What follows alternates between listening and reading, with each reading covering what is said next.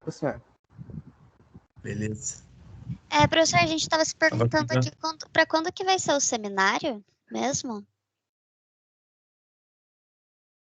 Quem que é o representante aí mesmo? O Vinícius. Eu não Então, lembro qual que era a data. Vinícius ia marcar, não ia? Eu não consegui marcar, professor. Eu tive que, na hora que o senhor passou, no momento que o senhor falou de arrumar grupo, o grupo começou a mandar uma porrada de mensagem de que queriam gravar, e aí eu me distraí, eu tava procurando o calendário, nem deu tempo de ver a data para eu marcar. Nossa! E você esperou hoje só para falar comigo? Estranho, hein? Podia ter mandado uma mensagem para mim e eu mandava para você de novo, ó. Mas eu não lembrei de mandar durante até agora. Eu tava mexendo em outra coisa também, eu não lembrei. Foi só isso. Ok.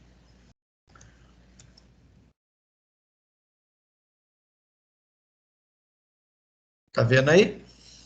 Ou não estou compartilhando? Não tá compartilhando ainda, professor.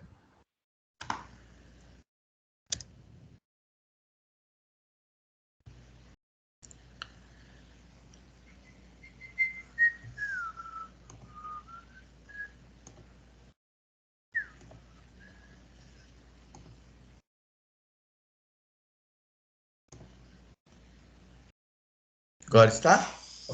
Agora sim, professor. Então, olha lá. São esses seminários aí. Vocês são em 31 alunos, 2, 4, 6, 8, 10 tópicos, em torno de 3 alunos por grupo. E aí, eu acho que é feriado dia 4 de outubro, 11 de outubro, 12 de outubro, 1 de novembro e 2 de novembro.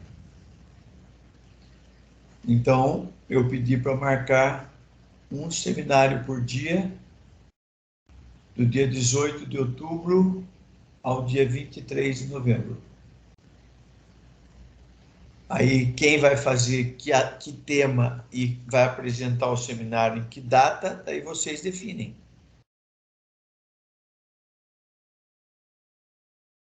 Tudo bem? Tudo bem, acho que até a próxima aula a gente consegue, que vai ser presencial, né? A gente consegue dar as datas certinhas para você. Sim, a gente já tá com os grupos e os temas de cada grupo aqui formados já. Isso. Daí as datas aí, se ficou de confirmar se era isso mesmo. 4, 11, 12 de outubro, 1 e 2 de novembro não tem aula, o resto tem. O que eu preciso verificar é o seguinte: até quando eu tenho que mandar notas? Porque eu falei de fazer a avaliação parcial 5 de outubro. E a entrega do material escrito e da apresentação até 5 de outubro. Eu vou ver se eu tenho que fazer antes, porque eu não sei qual é a data definida pela secretaria para entregar a nota parcial. Tudo bem? Se não tiver nada antes, são essas datas aí. Se a secretaria disser, por exemplo, que é dia 30 de setembro tem que passar a nota parcial, aí nós vamos fazer prova dia 27, 28 de setembro, e dia 28 tem que entregar o material escrito e a apresentação do seminário, que vai valer os 4 pontos. Tudo bem?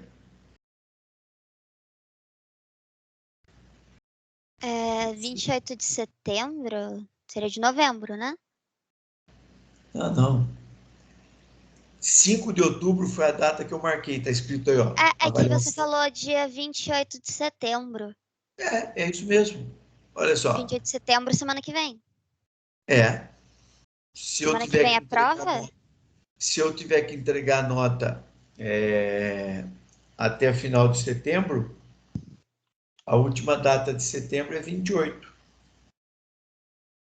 que você falou? Qual é o problema? Então a prova parcial que vai valer um ponto seria semana que vem, no caso. Se eu tenho que verificar na secretaria, eu mandei mensagem, não me responderam ainda. quando é a data limite para entregar a nota parcial. Entendi.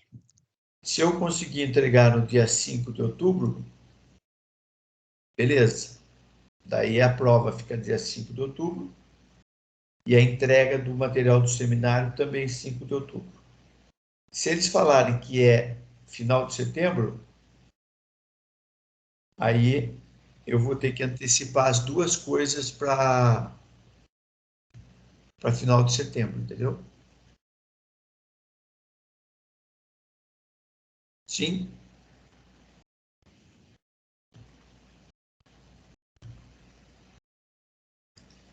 Mas eu aviso isso até amanhã para vocês. Tudo bem, professor. Beleza. Então, tá aí. Nós tínhamos parado na aula passada no mercado de consumo, objeto do mercado dividido em bens duráveis, não duráveis e serviços, como sendo a classificação do mercado, do produto para aquele mercado, pelo tempo de duração da satisfação da necessidade, e a segunda classificação do objeto, que responde o que o mercado compra, tinha a ver com o local, a forma com que o produto seria adquirido. Aí nós vimos que tem 3 classificações: bens de conveniência, aquele que é consumido com frequência e tal, e que sem muito esforço de comparação. Os bens comparáveis, que eu comparo mais de um produto para ver o que traz maior vantagem para eu comprar. E o bem especial, que independe de ter produto substituto, eu quero aquele e vou comprar aquele, independente dele ser o melhor ou o pior. É minha escolha. Ok? Então, o objeto, eu acrescentei que eu preciso estabelecer o produto. Não adianta falar carro. Eu tenho que dizer que é o Ford Ka, que eu vou estar analisando, ou Volkswagen, ou Fiat, esqueci o nome dele agora, Zarbo, alguma coisa assim, ou GM Onix. Tem que dizer qual é o produto, porque se eu falo carro, eu posso ter carro, ele é sempre durável, né?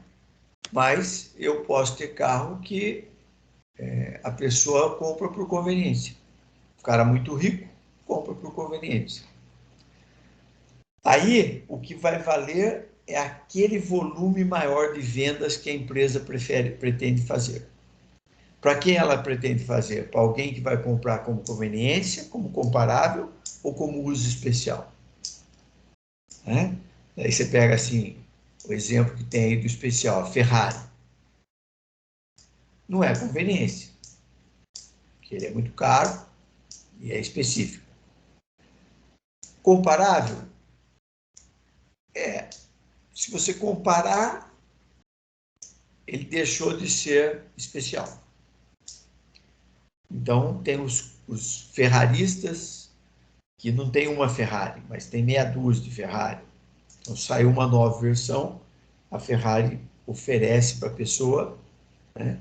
E tem gente que tem Ferrari como objeto de decoração da sala de estar da casa dele. Certo?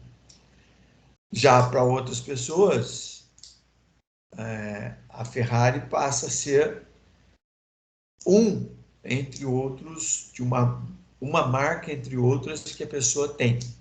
Então, daí virou comparável. Mas mesmo assim é um comparável bem limitado para muito poucas pessoas. Quando que é isso? Quando a pessoa tem, por exemplo, 4 Ferrari, 2 ou 3 McLaren, uns 3 Porsche, umas 2 Maserati, Ou seja, o cara tem lá 20 carros de marcas só top e coleciona esses carros. Daí ele é especial, mas no caso dessa pessoa especial, ele é um bem comparável. Agora, se for perguntar para a Ferrari se ele quer que a Ferrari seja comparado com outros, ele fala, não, quem compara a Ferrari com outros não merece ter uma Ferrari. Por quê? Ferrari, o ferrarista é aquele que é único. Bom, então, essa é a primeira classificação que responde a pergunta o que o mercado está querendo, necessitando e o que eu posso oferecer para ele. A segunda classificação responde a pergunta por que o mercado compra. E aí, essa é uma das partes mais complexas do marketing em termos de comportamento do consumidor. Porque o consumidor ele tem uma tendência a ser influenciado por aspectos subjetivos e irracionais na hora de tomar a decisão. Então, os especialistas acabaram listando, classificando e listando 5 possíveis modelos que tentam explicar o porquê aquele consumidor comprou aquele produto. Então, não existe um modelo certo nem errado. O que tem é o seguinte, é o profissional de marketing tentando decifrar qual é o modelo que mais se adapta àquele público para aquele produto. Então, se falar o modelo de aprendizagem é o melhor, o psicanalítico, não tem melhor, não tem pior. Ah, mas ele é certo se eu falar que é modelo sociológico, ele é sociológico? Não, pode mudar ao longo do tempo. Eu até vou dar um exemplo, que ele começa como psicanalítico e hoje em dia ele é sociológico. Um modelo de compra. Então vamos falar um pouquinho sobre cada um deles. Primeiro, modelo de aprendizagem. Aqui é um jogo de palavras para nos fazer entender esse processo de aprendizagem. O que é isso? As necessidades do homem se dão pela interação, pelas interações de impulso, né? Vamos ver um impulso. Eu até hoje já tive alguns carros, só um deles eu comprei por impulso. Os outros todos eu planejei, escolhi, esse não foi impulso. E um impulso bobo, que aconteceu no momento em que eu tinha dinheiro disponível, deu aquele impulso, eu passei em frente a uma concessionária, entrei, o cara me fez um bom preço, eu comprei o carro.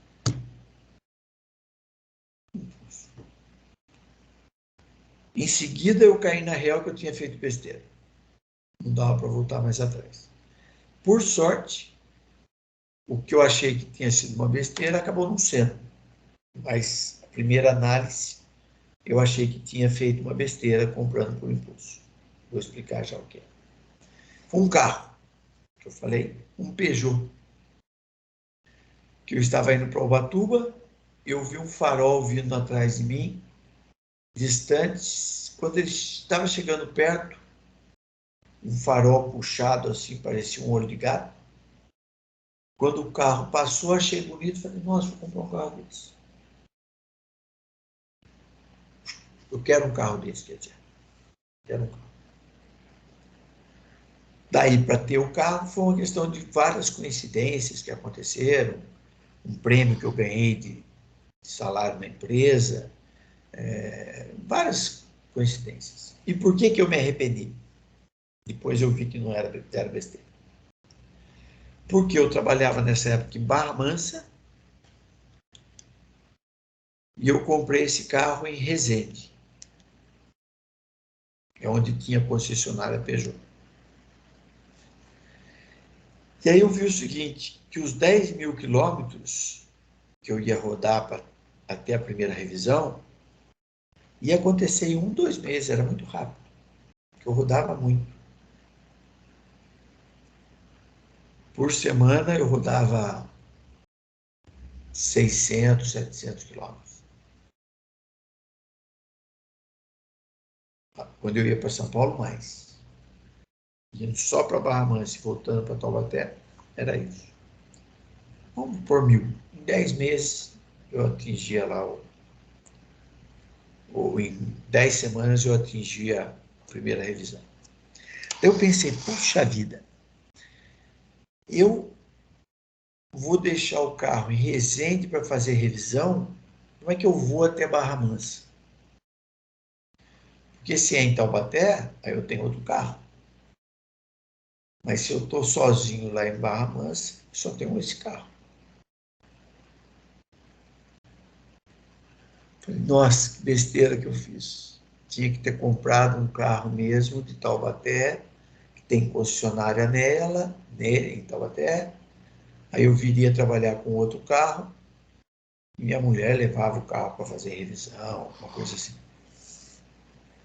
Mas depois dei sorte, porque a Peugeot, para entrar no Brasil, ela, primeiro que tinha uma revenda também em São José dos Campos, e eles criaram um diferencial, como eles não tinham assistência técnica em todo lugar, que era buscar o seu carro para revisão. Se eu levasse o carro até o local da revisão, eles me levariam até onde eu iria. Por exemplo, se eu levasse para Resende, tinha um carro que me levava para Barra Mansa. E à tarde me pegava em Barra Mansa para levar para pegar o carro. Então, se fosse pelo modelo até então conhecido, Volkswagen, Ford, GM, Fiat, eu tinha feito besteira. Mas daí eu descobri que eles pensaram nisso e acabaram criando esse sistema aí de facilitar para fazer revisão. Então, não foi um problema. Então, o impulso é aquilo que você soma vários fatores e toma uma decisão. Impulsos, estímulos. Então, por exemplo, eu tive um impulso que foi motivado por uma série de estímulos. Primeiro, aquele farol que me chamou a atenção no momento em que eu estava sozinho, à noite, viajando e tal. Estímulos, porque eu ganhei um valor lá e esse dinheiro estava disponível para eu fazer alguma coisa com ele. Estímulo porque meu carro estava velho. Sugestões. Quando eu sou influenciado por outras pessoas, por um comercial, por uma peça qualquer, aí eu sou sugestionado. Essa sugestão pode ser explícita ou pode ser uma sugestão subliminar, uma sugestão não tão aberta, não explícita.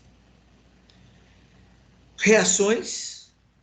Então, minha reação, onde eu estou a reação, por exemplo, cheguei em casa e falar, poxa, eu vi um carro assim e pensei em comprar. Se minha mulher fala, bah, você tá louco, para que comprar carro agora e tal, vamos fazer outra coisa com esse dinheiro. Mas como eu cheguei, provavelmente, nem me lembro, falei, ela falou, ah, legal. Esse legal dela foi uma reação que reforçou aquele meu pensamento de comprar o carro. Então, às vezes, um simples, tá bom, legal. Foi uma reação positiva para eu tomar a decisão. E reforços, né?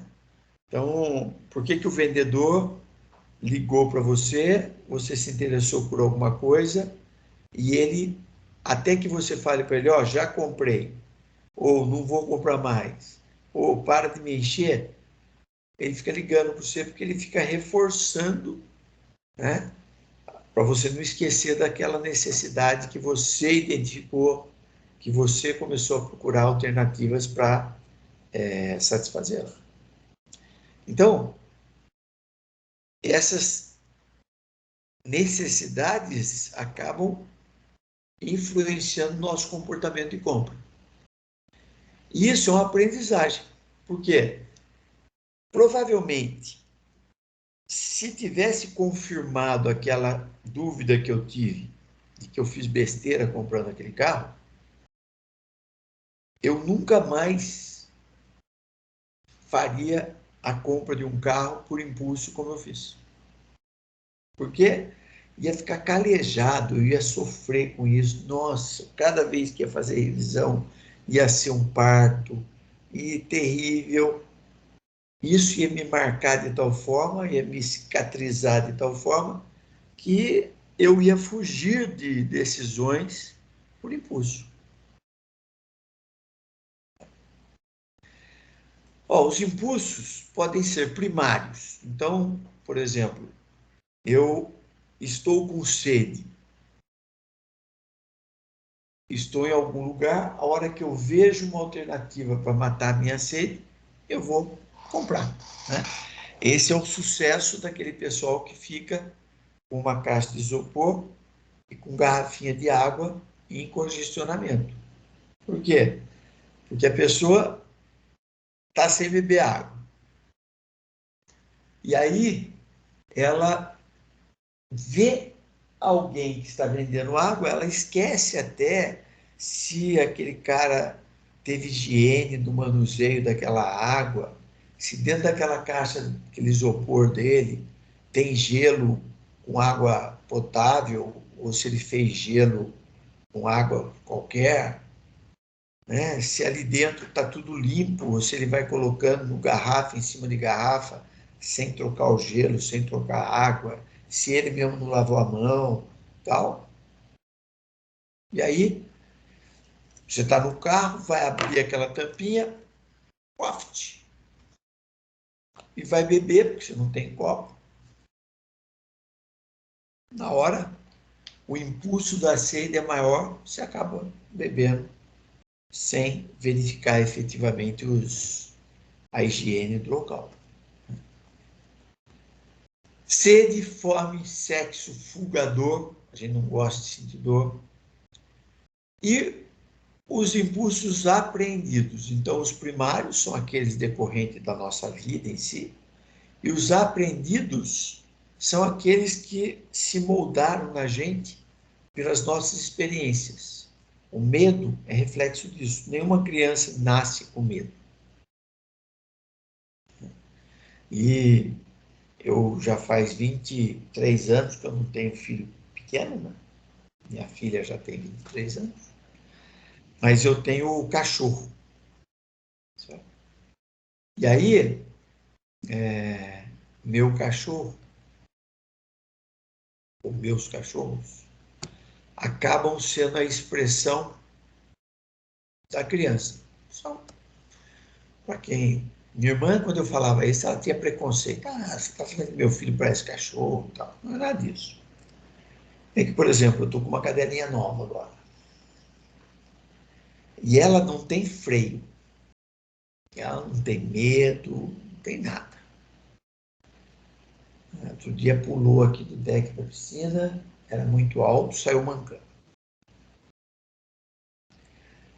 Tem um macho mais velho, ela provoca ele o tempo inteiro. Tem um ciúme dele, é só a gente chegar perto, ela começa a provocar ele. Aí de vez em quando ele dá umas atacadas nela. A gente fala não para ela, ela faz. Porque ela não tem medo. Então, eu comecei a ver eu criando medo nela. Como? Ela começa a aprontar, eu pego meu chinelo e bato no chão para fazer barulho. Aí bato na minha perna. Aí, se ela continua, eu dou uma chinelada nela, de leve, para ela sentir. E aí, põe o chinelo do meu lado. Quando ela ataca o outro cachorro, eu faço isso. Aí ela fica sentada olhando para mim. Se eu tirar o olho dela, ela vai atacar ele de novo. Por quê? Estou construindo medo nela. A criança também nasce sem medo, não tem noção do perigo. Quem vai criando medo somos nós, né? Os pais, quando a criança vai ficar em pé, assim, cuidado, cuidado, cuidado. Quando começa a engatinhar, cuidado com o canto da mesa, cuidado, o dedo na tomada, oh, cuidado, cuidado, cuidado, pá, pá, pá. Em parte, os pais acabam mudando, assim como eu estou mudando a cadela.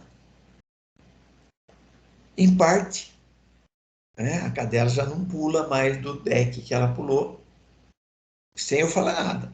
Porque ela pulou e doeu, ela ficou mancando. E ela viu que o outro não pula. Então agora, nunca mais eu vi ela pulando. Ela dá a volta agora. Então, medo é um impulso apreendido. Culpa, também. Ninguém tem noção de culpa. Aí, quebrou alguma coisa. Aí o pai, a mãe, o amigo, sei lá, fala, puxa vida, você quebrou isso aí. Eu ganhei de uma pessoa que já morreu e tal. Porque a pessoa quebra e fala, não, eu vou repor. Não tem reposição. Aconteceu isso com uma amiga minha em casa. Minha mulher tem um casal de gato, pequenininho, um preto e um branco. E veio um grupo aqui em casa e uma amiga nossa foi colocar uma bolsa em algum lugar, bateu no gato, quebrou o gato. Ah, Mariana, eu falei, quebrei seu gato, eu vou comprar outro e tal. Ela ficou quieta, porque não vai, né? A moça já estava culpada sem o que ela ia falar.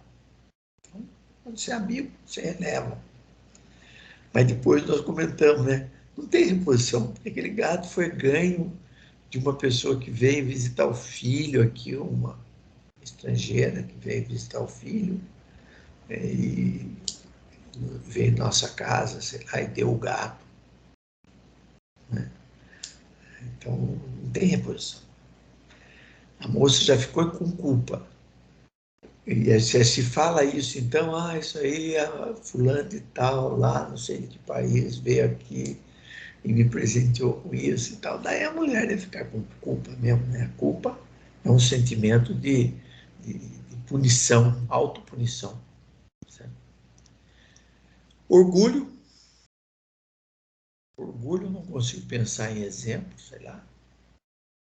Mas é aprendido também, né? Você teve um reforço positivo de alguém, até às vezes exagerado, né? Quem faz isso muito é pai e mãe, até aquela história do pai coruja, né? Que tudo no filho dele é perfeito.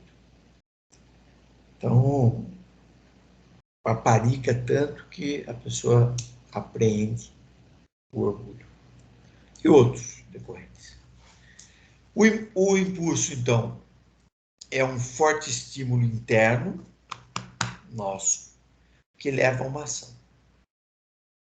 Uma pessoa pode tomar um refresco para satisfazer sua sede ou comer um bombom para satisfazer a fome. Dá bombom para satisfazer a fome? É. Pessoa que tem o hábito de comer nos horários, né?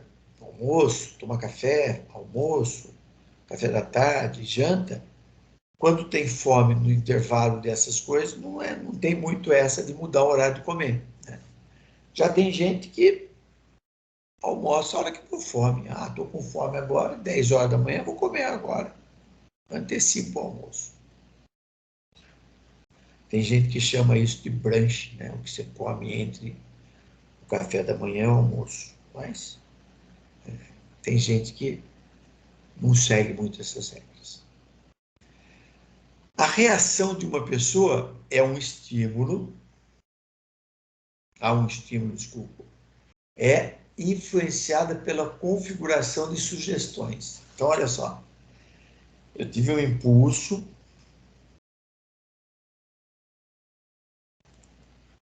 devido a um estímulo,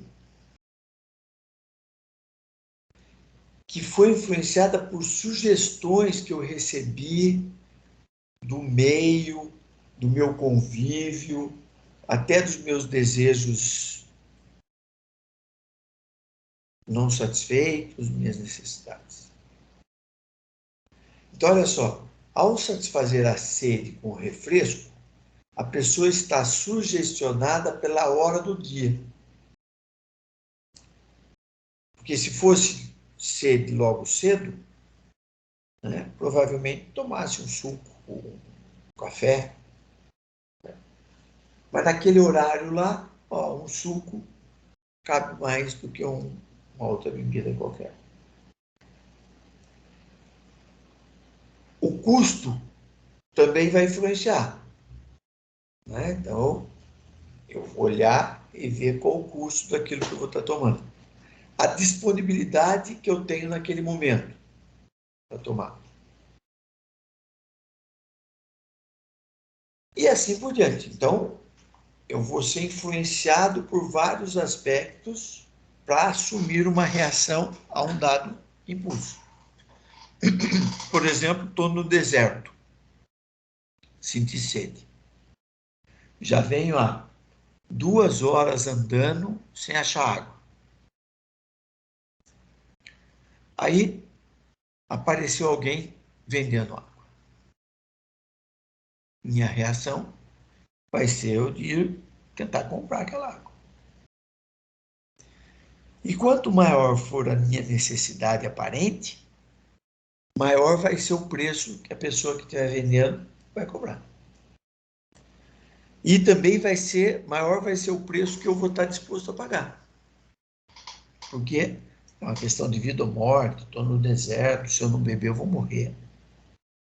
Agora, depois que eu bebi aquele primeiro gole, segundo gole, se eu puder devolver a garrafa cara que eu paguei, eu vou. E se o cara oferecer uma segunda garrafa, dificilmente eu vou comprar por aquele preço. Porque eu só aceitei pagar aquele preço altíssimo, sei lá, porque era uma questão de vida ou morte. Então, a satisfação das necessidades é decrescente. No primeiro momento que eu estou com sede, a água vale qualquer valor. A hora que eu saciei aquela sede, o valor vai caindo. E à medida que eu tiver disponibilidade de água abundante, aí o valor vai a zero. Se a gente tiver água potável passando no rio, na porta da minha casa, não vou pagar água para ninguém. Vou pôr lá um copo, uma jarra, né? Posso pôr num filtro até e tal, mas não vou comprar água mineral. Não, tem ali abundante, de graça. Por que eu vou fazer isso? Se a reação for compensadora, aumenta a probabilidade de uma reação similar. Então, é aquilo que eu falei. Eu tive um impulso influenciado por sugestões, por reações e tal, e tomei a decisão de comprar. Se tivesse dado tudo errado, eu teria dificuldade de repetir a situação. Se der certo, se for compensadora, comprei, gostei, maravilhoso, e ainda mais nesse caso, foi ótimo. Que eu me lembro que eu peguei uma promoção, tipo assim, paguei R$ 21.600 no carro. Me lembro o valor. Eu acho que eu fiquei 2 ou 3 anos com esse carro e eu vendi por 21.600. Tipo, mesmo preço. Imagina você ficar 3 anos com o carro e conseguir vender o carro pelo valor que você pagou. Não vale a mesma coisa, né? Depois de 3 anos, 21.600 não é a mesma coisa que valia 3 anos atrás. Mas normalmente você compra um carro por 50 e na hora que vai vender por 35, 30. Né? Então, naquele caso, além de tudo que foi muito legal com ele, na verdade, me ofereceram um terreno. Eu falei, ó, dinheiro eu não tenho, eu tenho esse carro. Eu falei, o cara falou, legal, quanto você quer nele, então? Ah, eu vendo pelo que eu paguei. Quanto foi? 21.600. Tá. E a diferença, então, dá mais 10 mil, sei lá. Eu dei 10 mil, o carro. Então, o carro entrou no negócio para mim pelo valor que eu paguei. Ah, mas o cara te vendeu o terreno com lucro. Tudo bem. Mas na percepção de valor, o carro foi pelo preço. Né? Ele não foi olhar a tabela para dizer nada. Aceitou o carro no valor do carro. Okay? Então, ó, o modelo de aprendizagem é isso. Eu sou influenciado por aspectos externos, internos a mim, e a aprendizagem no sentido é essa última coisa aí, ó. Se o resultado foi satisfatório, eu aprendi positivamente a repetir o modelo. É um empirismo. Se o resultado não foi bom, eu tenho a tendência a excluir aquele modelo do meu caminho. E isso é aprendizagem. Então, eu erro e acerto, é igual a criança, né?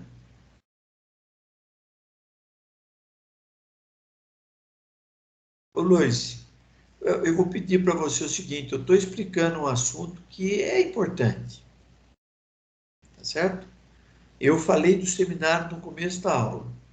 Então, a hora que a gente tiver uma folga aqui, aí você entra com uma pergunta, porque senão parece que o que eu estou falando aqui não é importante. Você achou que agora é o momento de você perguntar se vai ter explicação do seminário. Você poderia ter perguntado na semana passada, quando eu falei do seminário, no começo da aula que eu falei do seminário, e aí agora eu estou embalado na explicação, você vai lá e escreve, vai explicar sobre o seminário? Então, por favor. Professor, eu perdi a explicação também. Se você pudesse explicar agora o seminário, seria bom. Eu não vou explicar agora, estou dando aula agora. Pergunta na hora certa. Sim, é que eu perdi o início da aula. Então você espera. Mais uma razão, você perdeu o início da aula, você espera o momento, certo? Eu acho estranho o comportamento. Vamos supor, se eu tivesse dado aula presencial, você entrou tarde, e que atenção, pelo amor de Deus. Entendeu? Olha o tempo que eu estou perdendo porque você escreveu ali no meio da minha aula, vai explicar sobre o seminário. Muito, faz favor, presta atenção no contexto, né? E pensa um pouco antes de interromper a aula por uma coisa que você podia ter perguntado antes ou no final da aula. E outra, seminário é seminário, eu já falei na aula passada, cada grupo vai ter meia hora para apresentar o tema, e aí eu vou complementar com alguma informação, porque vocês estão pesquisando, e eu vou complementar com a aula, abrir para pergunta e encerrou 10 minutos, pronto. Então, mas daí, você não está presente, você pergunta para os outros, não pode interromper a aula. Todos os 20 alunos fora você, tá certo? Foram prejudicados pela sua fala, Não, certo? professor, era só isso, era só você falar essa frase que durou, né, 2 minutos, era só falar E isso. Não eu precisava penso ser com você que grosseiro com os alunos. na próxima vez você não interrompa a aula fazendo uma pergunta de um assunto que eu não estou tratando naquele momento. Tá bom? Tá bom, professor. Obrigada. Eu vou esperar o momento oportuno, quando o senhor não estiver mais ocupado, eu pergunto, tá bom? Não precisa ficar dando meia hora. O senhor só podia falar assim que o senhor responderia no final. Desculpa pela minha pergunta. Tá bom. Joia. Professor, Sim, Luana. sobre o seminário, como eu perdi o começo, eu tô com dúvida. Não tem como o senhor explicar mesmo? Não, porque eu estou dando aula agora. No final da aula, eu falo do seminário de novo. Entendeu? Tudo bem. É que eu tava com bastante dúvida. Assim. Então, você estava na aula desde o começo? Não, eu perdi o começo. Então, aí que tá. Vocês não podem prejudicar os seus colegas quando vocês chegam tarde e não estão no momento de perguntar. Se alguém mais tem dúvida sobre isso, falasse na hora que eu estou falando do seminário. Na semana passada eu falei, hoje eu falei do seminário. Tá certo? O que eu vou pedir para todos, ó, vocês são um grupo, certo? Que todos nós temos que manter o respeito um com o outro. Quem chegou tarde tem que se colocar no lugar e esperar o momento para interromper a aula se tiver dúvida. Certo? Professor, licença, como o assunto é respeito e tudo mais, a gente quer falar com você, no caso, pedir para você ser um pouco menos grosseiro com as pessoas Por também. favor, Eu professor. não entendi, Marina. Ser um pouco menos grosseiro com os alunos. Isso que a gente pede também, porque a gente não é grosseiro com você. Olha só. Eu estou tentando preservar, com essa minha fala, você mesmo que chegou na aula e que eu estou explicando, que você deve estar prestando atenção no assunto, tá certo? É um modelo que tem várias consequências dentro do marketing. E aí, se eu não preciso preservar vocês, então cada um interrompe do jeito que quiser. Eu não estou sendo grosseiro com ninguém. Eu estou simplesmente dizendo que nós precisamos nos respeitar todos. Entendeu? Que eu achei grosseiro, não só eu, e o respeito é uma via de duas mãos. A gente nunca te desrespeitaria e a gente também não gosta de grosseria, esse tipo de fala. Sim, professor. Então, se Isso não é você só não ela. foi com essa intenção, a gente entende que não foi com a intenção. Mas foi grosseiro sim, e não é a primeira vez. Mas quando é que foi diferente? Não entendi. Professor, a gente já tentou falar com o senhor uma vez já. A gente, aliás, ia tentar algumas semanas atrás na aula sobre o tom e como o senhor tem, mesmo que não intencional, esse jeito de ser grosseiro, e não acabou funcionando, porque a gente foi interrompido diversas vezes quando a gente estava tentando defender nosso ponto. Então a gente foi para a Fuxime, a gente falou sobre isso com ela também, aparentemente não está se resolvendo. Então foi Vinícius, só uma... me desculpe. Ó, eu vou rever, tá bom. Eu entendi que na questão da Fuxime é porque eu não dei o material dos slides. Só isso. Tá certo? Entendo. Eu entendi que foi. Não foi a única coisa que a gente conversou com ela, mas aparentemente foi a única que ela contou para o senhor. Então, mas olha só. Então, vou interromper a aula, já interrompeu? Coloca tudo. Sabe por quê? Olha só. É difícil dar aula online. A gente vai voltar a ter um determinado momento, talvez a semana que vem, aula presencial, tá certo? Que também vai ser difícil, porque eu já estou dando em algumas turmas, vai ter gente presencial e gente que não está. Eu fico falando aqui por computador, esperando que vocês estejam me vendo, de vez em quando até pergunto, fulano, comenta alguma coisa, porque é uma situação complexa da aula para o computador. Eu não estou vendo vocês, né? A gente entende que por uma questão de custo de conexão e tal, nem todos conseguem ter uma conexão para ficar aberto. E eu estou falando com uma máquina. Então, eu fico me concentrando para, estou pedindo para vocês, eu fico me concentrando para explicar as coisas, tá certo? E aí, quando acontece uma pergunta como essa, eu fico pensando, puxa vida, mas eu vou ter que voltar de novo a explicar por quê? Porque cortou o raciocínio no meio, entendeu? Então, eu queria que vocês entendessem isso, tá certo? E, professor, só fiz a pergunta porque não só eu, como outras pessoas estão questionando sobre isso. Tem várias pessoas com dúvida. Eu só fiz a pergunta. O senhor não precisava ficar bravo, é só falar que ia voltar ao assunto no final da aula. Porque além da gente que não acompanhou o comecinho da aula, também tem outras pessoas que acompanharam e que também estão com dúvida, professor. Então pergunta, eu fico no escuro aqui, eu não sei se a pessoa está entendendo, se eu estou presencial, eu vejo o rosto das professor, mas professor, o ponto é, quando a gente pergunta para o senhor é grosseiro. Até eu achei aqui grosseiro a resposta do senhor. Ok. Ok. Ok, me desculpe. Ok, vou repetir o seminário. Agora já interrompeu, já perdi o fio aqui da coisa. Ó, Obrigada, professora. seminário. Seminário, vocês vão preparar um material escrito sobre o tema, um dos temas que nós já elencamos, certo? Vou voltar lá. Um dos temas. Esse material escrito tem lá uma introdução, a origem daquele tema, as características dele, uma conclusão e uma fonte da onde vocês tiraram a informação. Certo? Ah, tirei da internet. Beleza. Põe o www lá, tirei dessa fonte aqui. Tirei do livro tal. Tá? Uma parte escrita. Essa parte escrita vai ser transformado numa apresentação. Né?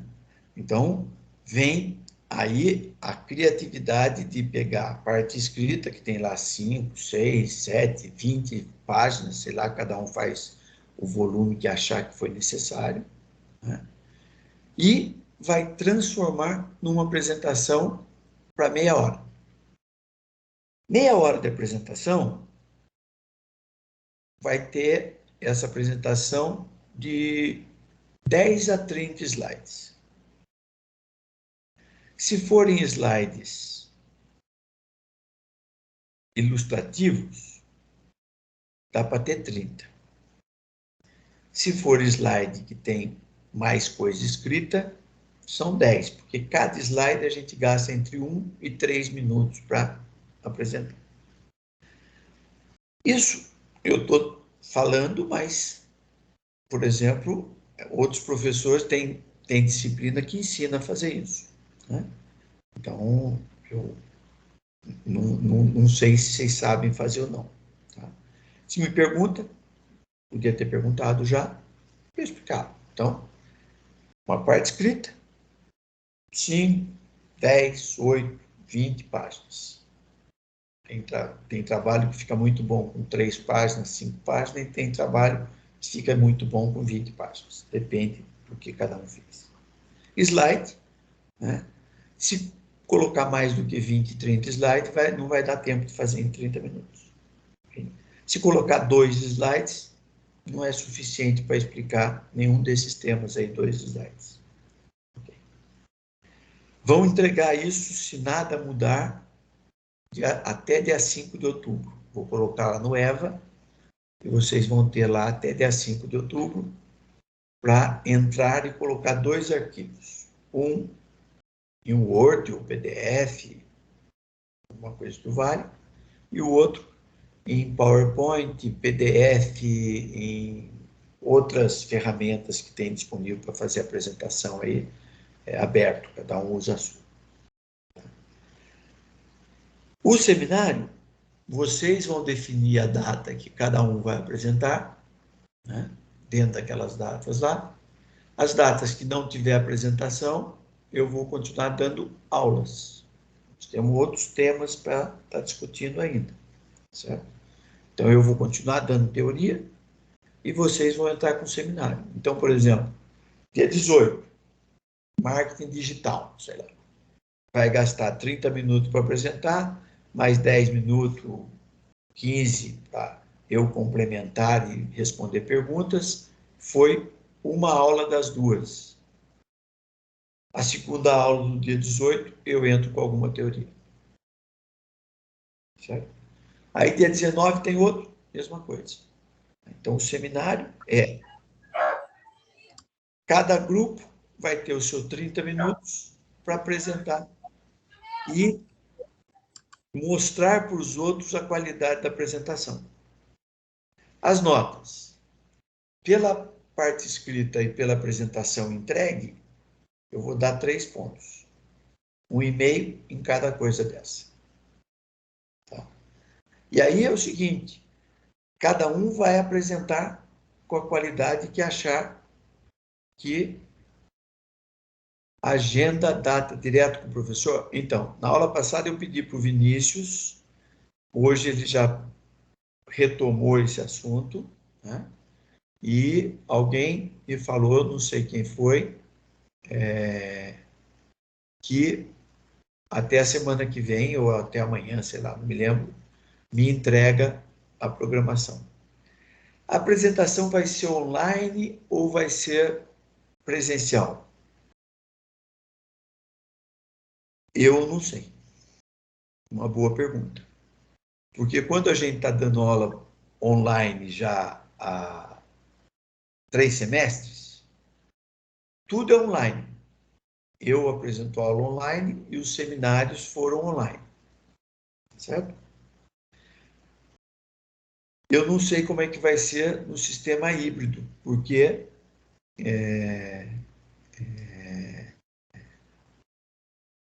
eu não sei.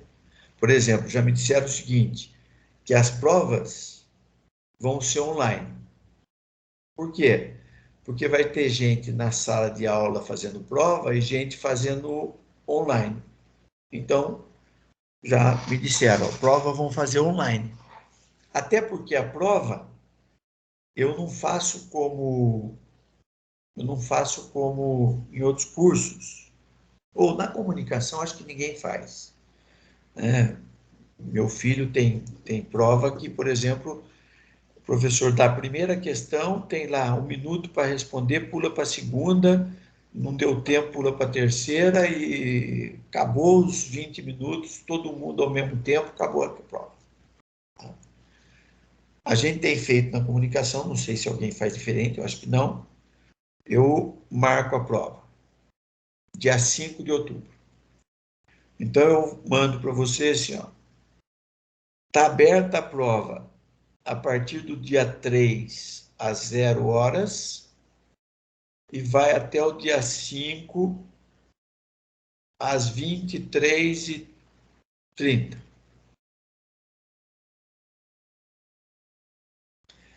A prova parcial, eu dou 90 minutos para responder em 2 tentativas.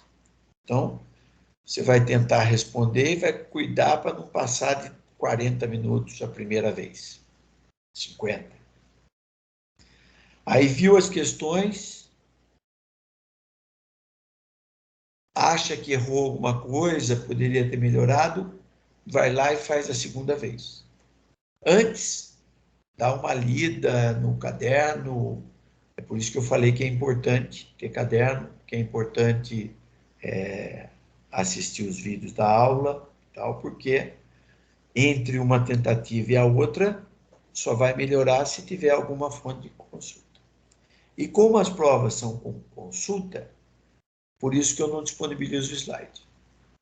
Mais uma explicação do porquê eu não disponibilizo o slide.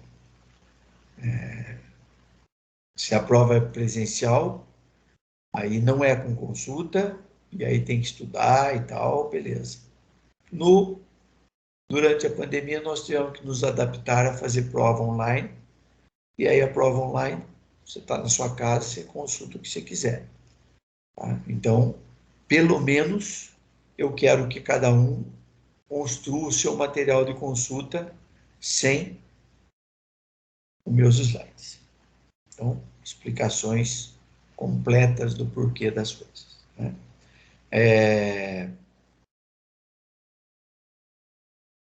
A segunda prova, que é aquela que vai valer 4 pontos lá no final de novembro, essa também é 90 minutos, mas é uma tentativa só. Então, nesse caso, uma semana antes da prova, além de tudo que vocês já anotaram, os vídeos que vocês já assistiram, aí eu disponibilizo os slides para fazer a última prova. Mas a última prova vale 4 pontos. Antes disso, tem 6 pontos, que daí depende do empenho de cada um. 1 ponto de prova e outros 5 pontos do trabalho. Certo? Então, e é em grupo, 3 pessoas, quem se dedicar a fazer o trabalho com qualidade já garante praticamente a aprovação na matéria. Bom? Professor, qual é a data que você vai mandar os slides? Qual é o dia? Eu não entendi a pergunta. Qual é a data que você vai enviar os slides pra gente? Qual o dia? Ah, não sei. Eu não sei, porque você tem ideia, tá ali, ó. Prova final, 29 ou 30 de novembro, mas não sou eu que marco. São vocês que marcam, certo? Então, vamos supor que o Vinícius reúna com vocês aí e dentro do calendário de prova lá, vocês resolvem marcar a minha primeiro e a do outro professor segundo, né? Uhum. Aí vocês podem marcar se a partir da semana do dia 20, se eu puder ter prova, já marca a minha prova dia 20. A hora que marcar a prova, eu sei que uma semana antes eu vou disponibilizar no EVA os slides. Ah, tá bom, então. Até que dia a gente pode marcar a sua prova? Eu não sei. Vinícius, como é que você fez o semestre passado, retrasado, a marcação Não de prova? sei, professor. Eu só assumi representante esse semestre, não fui nos Eu outros. era a representante nos outros e em todos os professores que marcavam, não era a gente, era só os professores que marcavam mesmo. Ah, é? Uhum. Então, eu sou muito democrático, porque eu sempre deixo os alunos escolherem quando é que eles querem fazer prova. É assim que é bom, né, professor? Democracia é uma delícia. Eu nem sabia que os outros professores marcavam, porque a secretaria disponibiliza o horário para os alunos e aí eles me avisam, professor, escolhemos fazer a sua prova na tal data, tudo bem? E para mim tá bom. O dia que vocês escolherem, para mim tá ótimo. Tudo bem? A gente pode dar as datas certinho para você amanhã, então? Pode dar data. Acho Quem que é mais falou comigo? organizado, né? Quem falou comigo? Eu, Marina. Marina. Sim. Então, vocês dizem lá que data vocês querem ali, né? Só essa do dia 5 de outubro, como eu falei, que eu perguntei na secretaria qual era o meu limite para entregar a nota do parcial, e amanhã também espero já ter esse retorno, pode ser até que já tenham respondido para mim, e deixa eu ver aqui,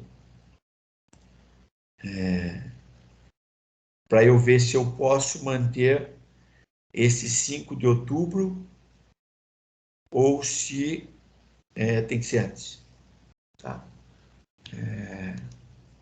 Só isso. O resto, como tem tempo pela frente, vocês precisam confirmar lá se tem aula dia 4 de outubro, dia 11, 12 e 1 e 2 de novembro, que eu fiquei em dúvida. 15 de novembro é dia dos professores. Eu não marquei ali porque eu não lembro se o dia dos professores é feriado. Eu nunca sei nada dessas coisas. Tá? Para mim, tem aula. E também tem que ver o calendário da faculdade, porque me parece que andaram mudando alguns feriados por causa da pandemia e tal. Então, precisamos ver isso aí. Ok? Mais dúvidas? Pessoal, não deixa ficar dúvida, porque daí fica, não presta. Vou falar para vocês. Tira todas as dúvidas sempre, em qualquer assunto que eu estiver falando.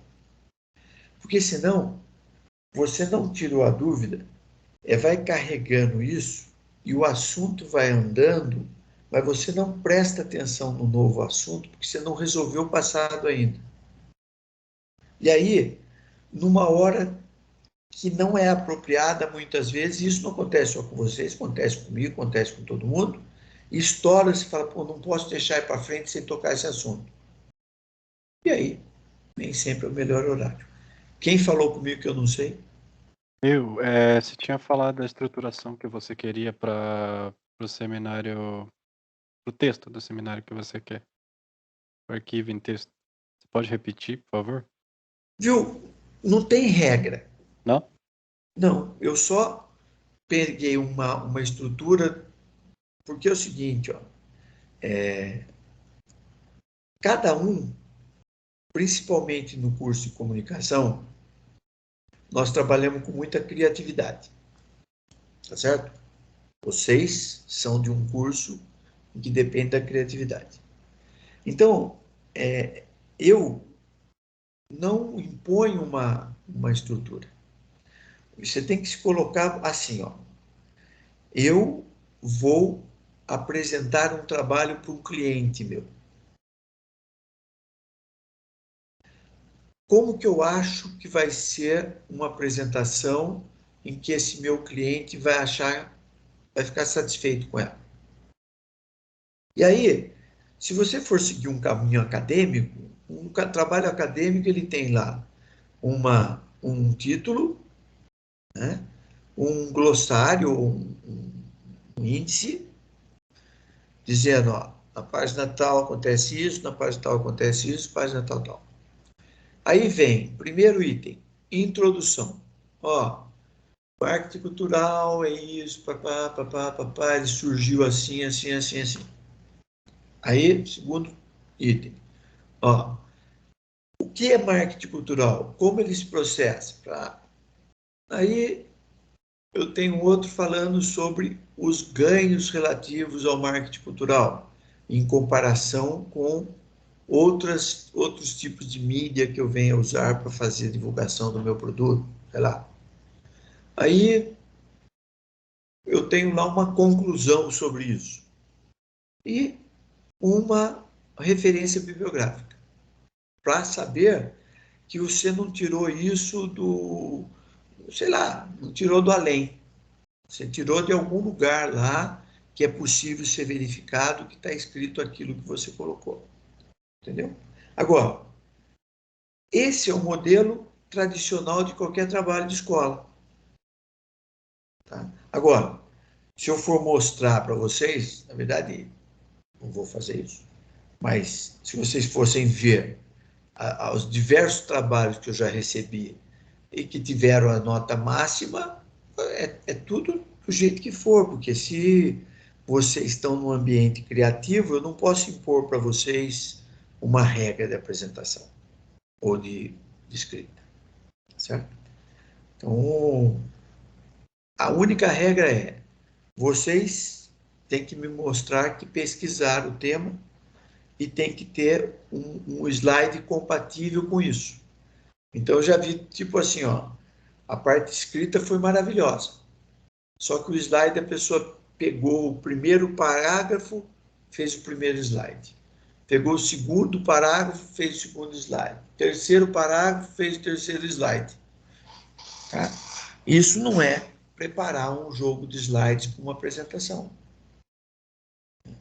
Então, é isso. Agora, o mais importante para mim é o conteúdo que vocês pesquisaram e quanto o Lucas Mateus contribuiu com o trabalho dele para os outros, porque ó, aí é o grande sacado. Né?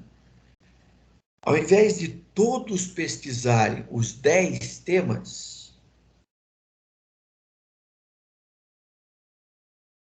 nós definimos um tema para cada grupo. E aí eu vou fazer muito bem feito o meu, porque o preço que eu vou pagar é pequeno perto do que eu vou receber. Então, olha só, o meu preço é fazer um bom trabalho com um tema em 10.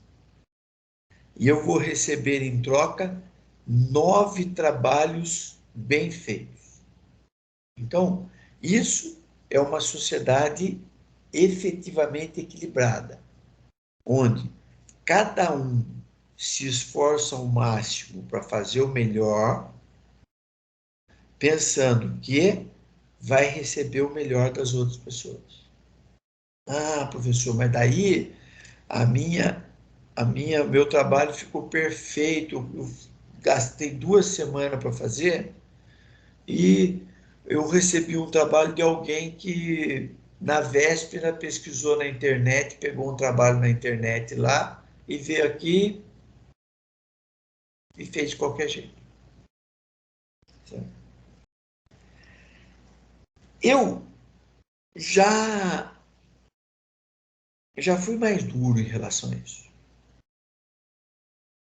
Tipo,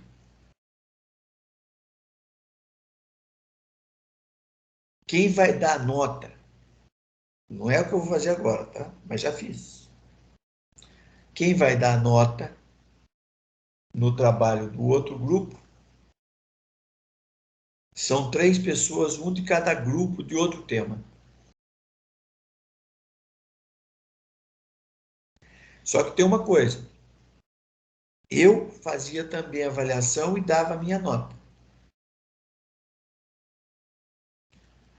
E aí, para evitar aquela coisa do amiguinho, né? Ah, foi uma porcaria a apresentação, mas é meu amigo, então vou relevar. Tal.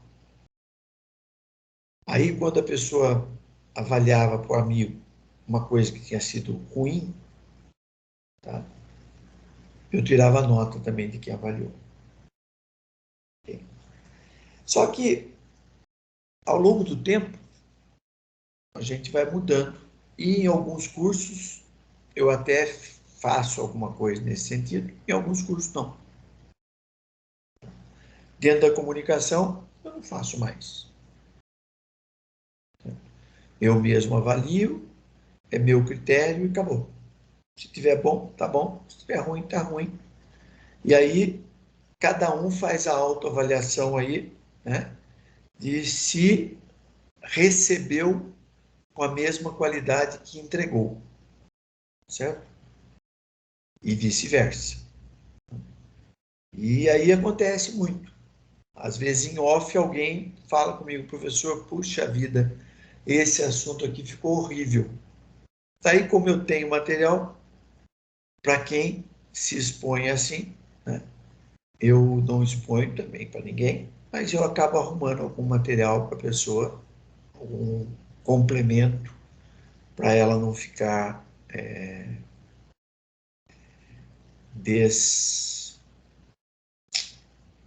ou prejudicada. Tá? Então, Lucas Mateus, pensa nisso. Tá? Você tenta fazer o melhor para também receber o melhor. E torce para que todos tenham esse mesmo pensamento, porque daí você vai formatar os 10 trabalhos numa pasta, tá certo? E vai colocar lá no seu arquivo o seguinte, ó, um índice, né? Marketing cultural na página tal, marketing político na página tal, marketing esportivo e tal. Aí você vai na página tal, tem lá a parte escrita do marketing cultural e a apresentação do marketing cultural. A parte escrita do político, a apresentação do político.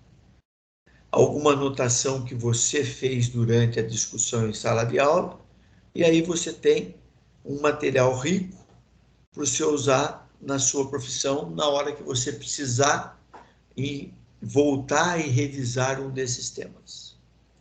Certo? Esse é o mundo ideal. Mas o mundo ideal, ele nem sempre é atingido. Tá certo? Entendeu, Lucas?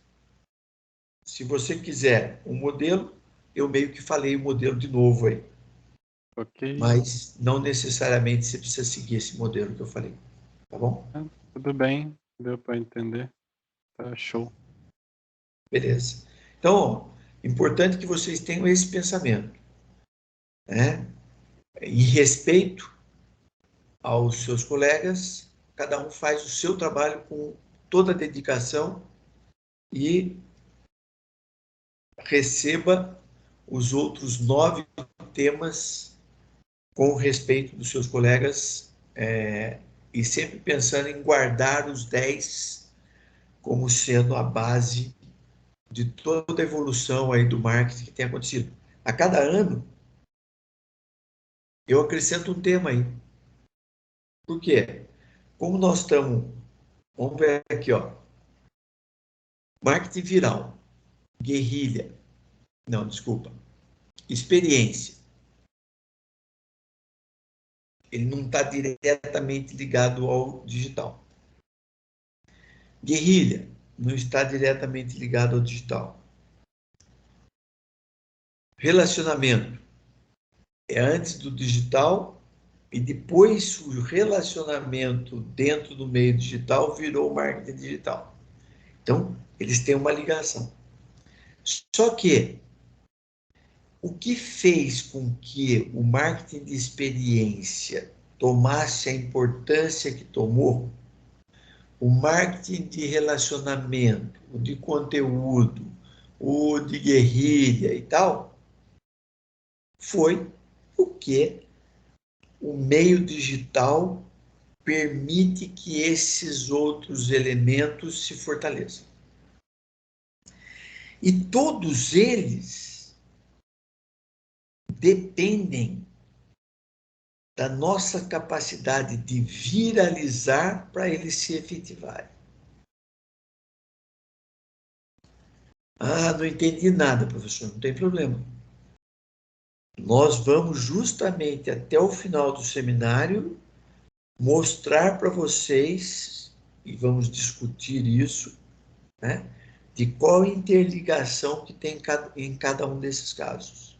E provavelmente, nos próximos anos, não sei quanto tempo, mas vai aparecer, às vezes, até um de vocês, né, olhou um nicho dentro de tudo isso que vocês estão estudando e pôs em prática, e daqui a pouco você fala, mas não tem nada, ele não se encaixa em nada que está escrito ali.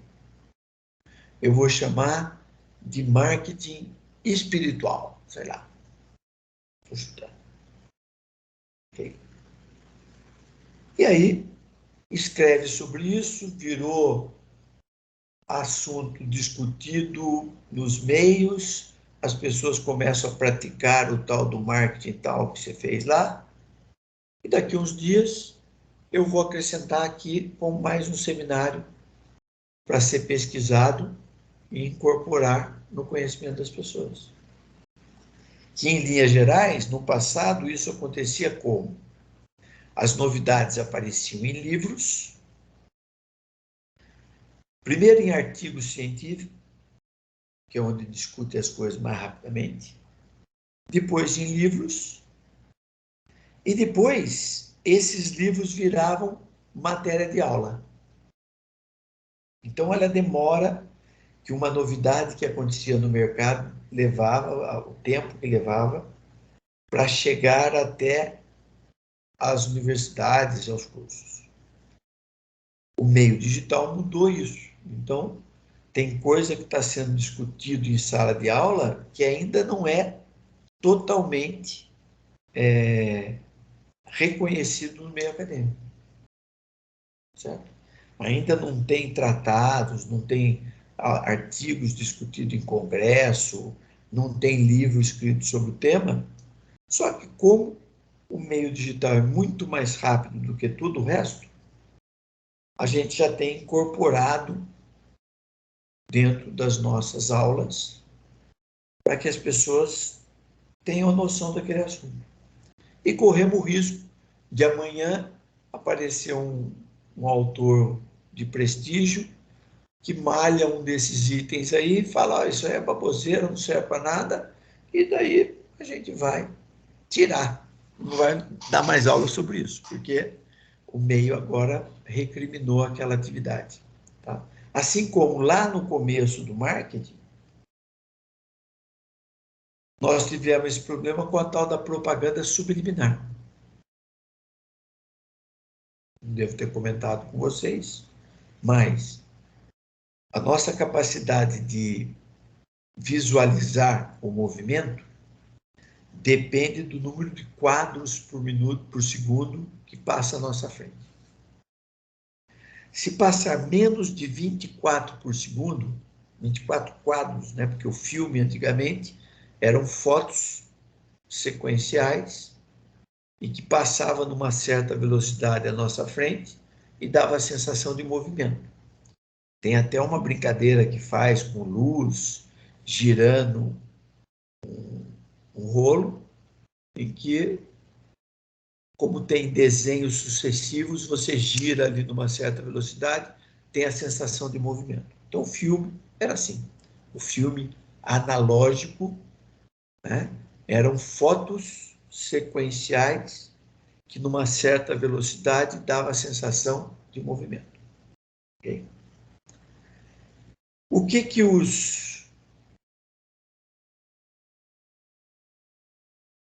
vamos chamar de especialistas fizeram? Eles viram o seguinte, que o olho humano não consegue distinguir um quadro especificamente quando ele está no meio dos outros. Então, nós não distinguimos conscientemente aquele movimento. Mas o nosso cérebro, sim. Então, o que foi a propaganda subliminar? Você ia no cinema, sentava lá para assistir um filme, os caras iam lá e cortavam e enfiavam um quadro a mais no filme, com o desenho, por exemplo, de um saco de pipoca. Com uma Coca-Cola. E, de tempos em tempos no filme, aquela imagem aparecia. Então, subliminarmente, a gente era influenciado a um determinado momento, levantar no meio do filme, ir lá buscar um saco de pipoca, um copo de Coca-Cola. Esse teste aí foi apresentado como uma novidade dentro do marketing e tal, né? E aí os psicólogos e os críticos entraram e falaram, isso aí você está manipulando as pessoas. Você está enfiando na cabeça dela uma coisa que ela não sabe. Do mesmo jeito que você pode colocar uma Coca-Cola lá, você pode colocar uma pessoa armada dando um tiro na outra. E a consequência pode ser que alguém levanta, sai daqui, vai ali, pega uma arma e dá um tiro em alguém. Então foi condenada a propaganda subliminar. Então, o meio vai adotando algumas coisas e, se aquilo não é reconhecido e é visto como prejudicial, ele pode ser descartado com o tempo. Então, esses temas aí, ó, se for olhar para a minha aula de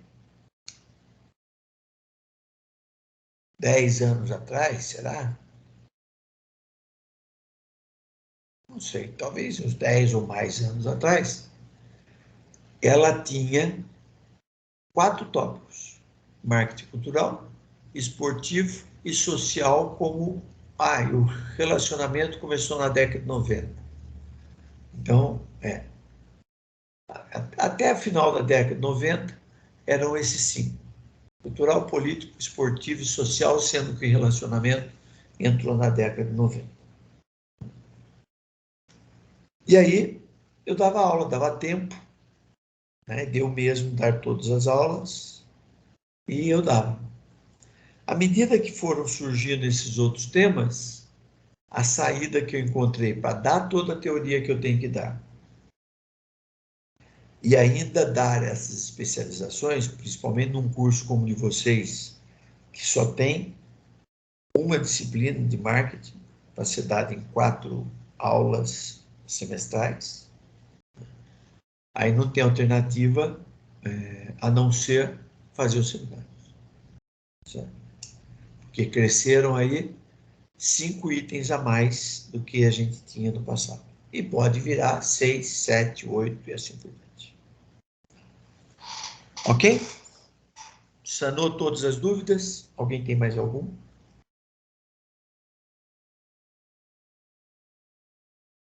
Não? Ok. Então, posso voltar lá para o tema? Eu queria encerrar aquele tema e passar para o próximo.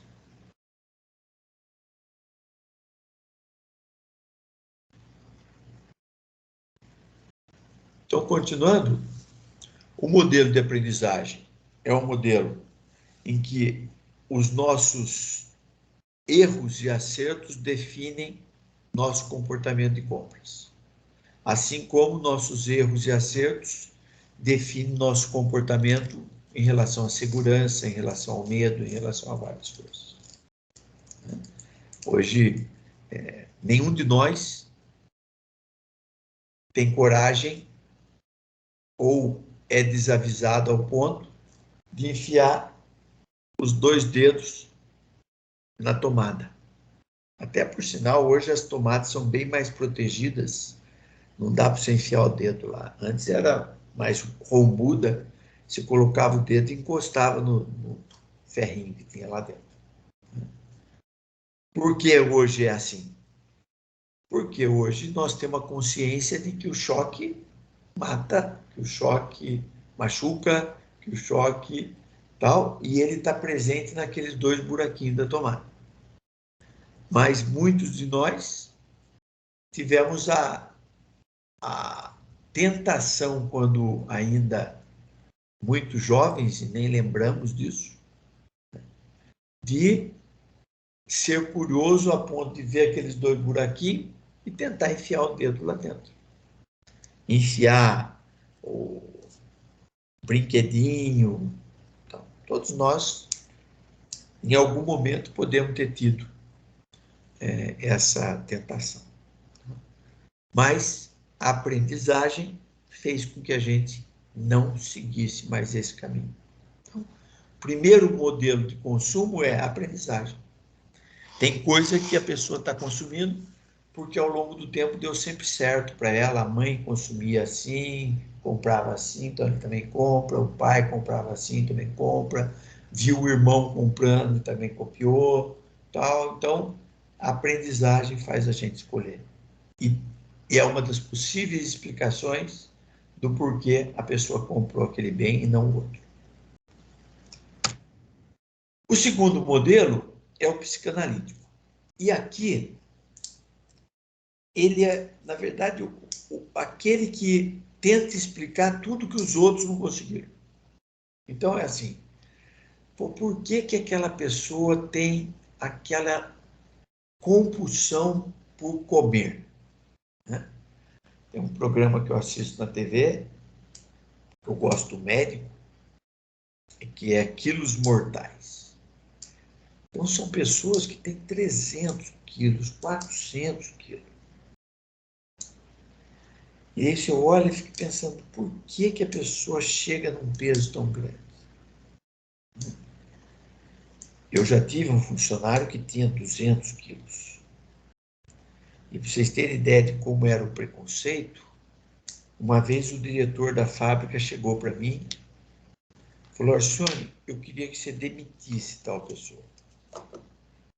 Eu falei, o que ele fez? Não é possível que essa pessoa seja capaz de fazer o planejamento de compra de canhão para os carros de combate se ela não tem força de vontade e tem um peso desse. Eu olhei aquilo, eu era moleque, tinha 20 e poucos anos. Eu falei, eu nunca observei essas coisas. Eu falei, você me dá tempo para eu analisar isso? Ah, tá bom, mas só, pensa bem, não é possível. É uma coisa que eu nunca tinha observado, eu comecei a observar. E esse cara, que sofreu esse preconceito, né, ele é meu amigo até hoje. A empresa teve problemas, eu saí, ele saiu e tal, mas ele é meu amigo até hoje. Ele é de Taubaté. Mas eu olhei e falei, não concordo. Ele é um dos meus melhores planejadores. Eu não vou mexer com esse cara. O dia que eu contei isso para esse cara, recentemente, tá? Eu fui candidato a reitor na Unital, e aí na minha campanha eu peguei alguns ex-funcionários para fazer um depoimento de quem eu era. Depois nem foi para o ar porque criaram umas regras que a gente não podia fazer campanha. Mas esse cara veio para fazer esse depoimento. E eu contei para ele isso. Que isso aconteceu em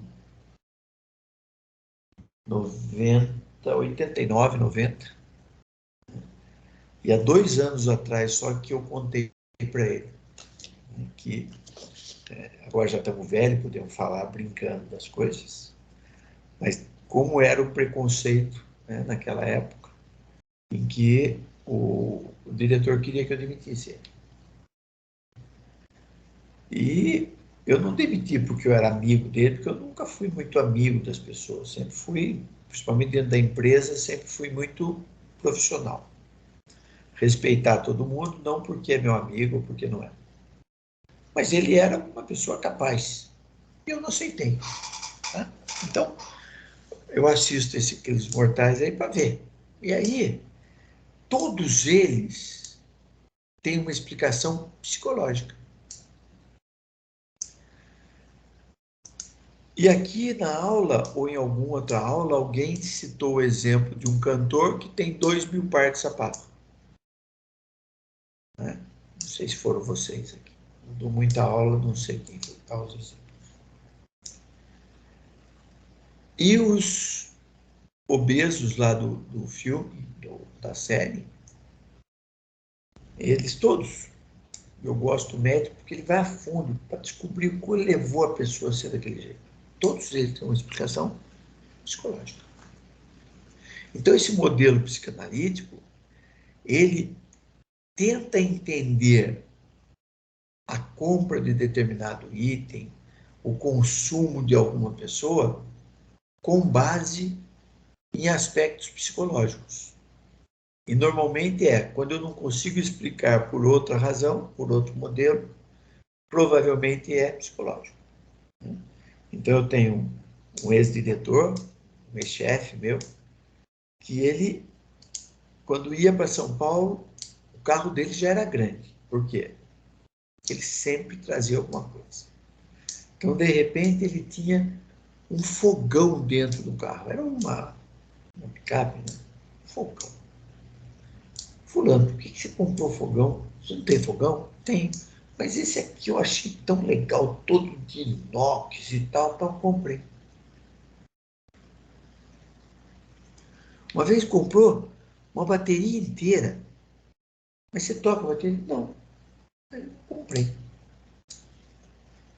Então, nunca tentei avaliar por que ele era assim. Eu sabia que ele tinha dinheiro. O salário dele era bem alto.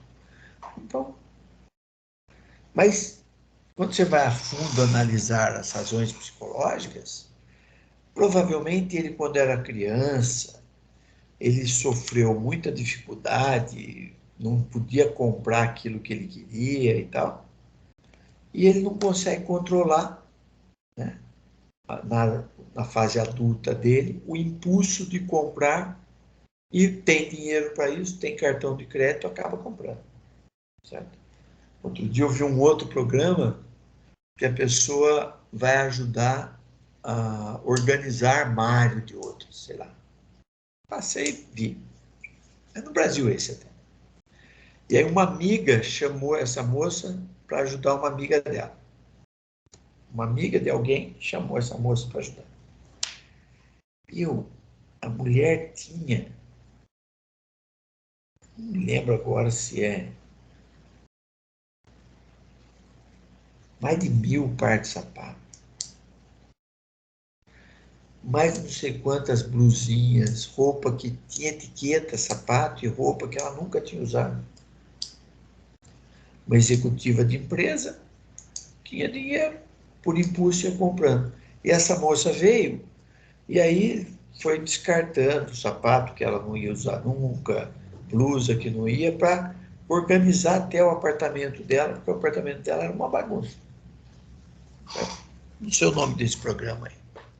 Então, quando você começa a analisar o marketing, você começa a olhar e falar por que a pessoa está comprando isso. O nome é Edith Home, é isso? Eu entendi que é isso que a Luz falou. É uma moça que eu não sei o nome, eu acho que é esse nome aí, que alguém chama para ajudar a organizar o armário, o quarto, essas coisas. Eu vi um episódio um dia e chamou a atenção porque a mocinha estava... Obrigado. Porque a mocinha estava... tinha muito par de sapato, tinha muita roupa. Dela não era uma coisa só. O quarto era... foi Netflix que eu vi? Não vi. Eu acho que eu vi no Discovery, acho. Não sei onde eu vi. Eu fujo de jornal, fujo de algumas coisas, então eu pego documentário, pego umas coisas diferentes e aí surge um negócio desse.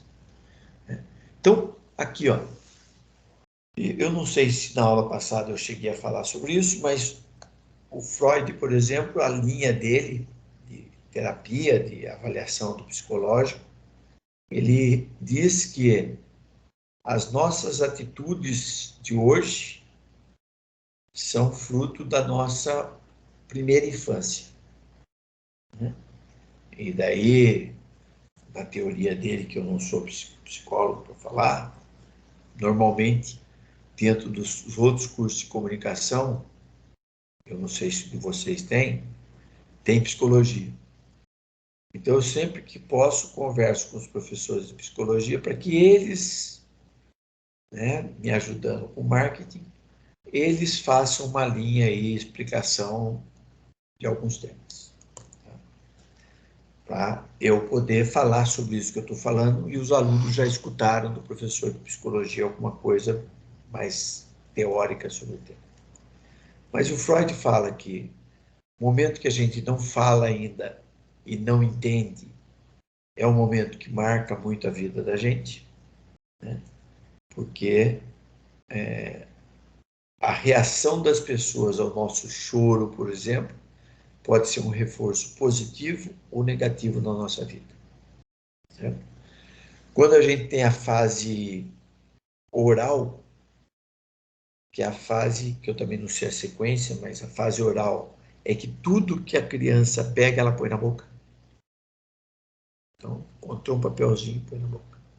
Por isso que o brinquedo para determinada idade de criança, o Inmetro analisa se tem perigo de tirar o olho do boneco e ter um prego lá dentro e a criança engolir, se tem isso, tem aquilo, porque aquela fase da vida é a fase em que a criança põe tudo na boca.